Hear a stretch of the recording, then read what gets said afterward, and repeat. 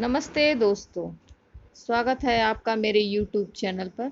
आज के मेरे विचार, स्वामी बने दास नहीं। आज के संसार में अधिकतर मानव अपनी ही इंद्रियों की अधीनता में जी रहे हैं। अधीनता कभी सुख नहीं दे सकती, इसीलिए इंद्रिय सुखों की भरमार होते हुए भी रोग, शोक, कष्ट बढ़ते जा रहे हैं। जब व्यक्ति किसी भी इंद्रिय के विषय पर आकर्षित हो जाता है तो उसका तब तक पीछा करता है जब तक वह मिल नहीं जाती। ना मिले तो परेशान होता है और मिल जाए तो उसे छोड़कर उसका आकर्षण अन्य विषय की तरफ दौड़ने लगता है। इस प्रकार दौड़ने भागने की प्रक्रिया बेअंत चलती रहती है। यदि कोई वस्तु देखने में सुंदर लगती है तो बार बार उसे देखने की ललक लग जाती है।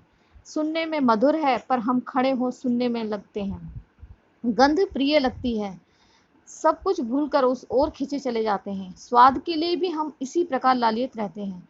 कई बार तो हम इंद्रियों के इन विषयों के प्रति इतने आतुर और व्यग्र हो जाते हैं कि मर्यादाओं की सीमाएं तोड़ देते हैं और सद्गुणों का भी त्याग कर देते हैं। इंद्रियों के विषयों को पाने और भोगने से आसक्ति तृप्त कभी नहीं होती, बल्कि अधिक भड़कती है, क्योंकि इंद्रियों की बनावट प्रकृति ऐसी ही है। उनमें तृप्ति का एहसास नहीं। वे भोगते भोगते जीर्ण भले हो जाएं, पर उसके भोगने की प्रवृत्ति में कोई कमी नहीं आ सकती।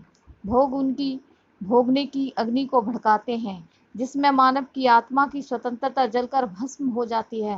वह दास बनकर भोगों के पीछे भटकता है और उदासी को गले लगाता है। यही कारण है कि आज के संसार में भोगों की भरमार पर तृप्त और संतुष्ट कोई दिखाई नहीं देता।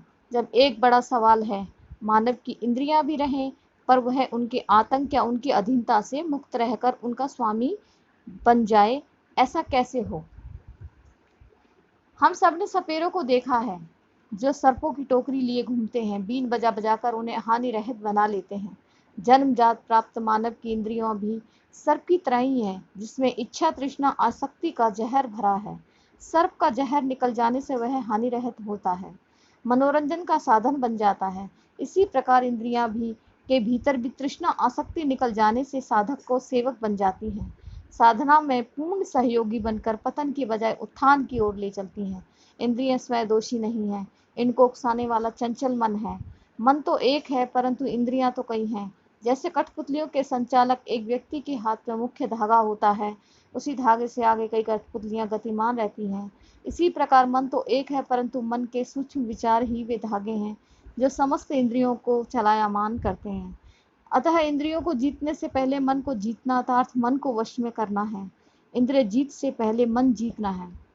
कहा गया है कि मन के जीते जीत है और मन के हारे हार। मन आत्मा की एक शक्ति है। आत्मा शरीर को चलाने वाली चेतन शक्ति है। जैसे गाय को वश में कर लेने पर बछड़ा पीछे पीछे आ जाता है, उसी प्रकार आत्मा को जान लेने के बाद मन स्वतः ही वश में आ जाता है। मन में उपरोक्त प्रकार का चिंतन चलता रहे, इसका दृढ़ता से पालन करें। मन की निगरानी में सदा बुद्धि को लगाए रखें।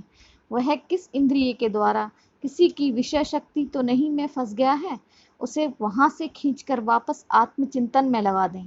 जिस विषय में यह बार बार उलझता है, उसकी नश्वरता, उसकी बनावटी चमक, उसमें आसक्ति के परिणामों में बार बार मन को सामने ले आएं और उन्हें मन को समझाएं। धन्यवाद दोस्तों।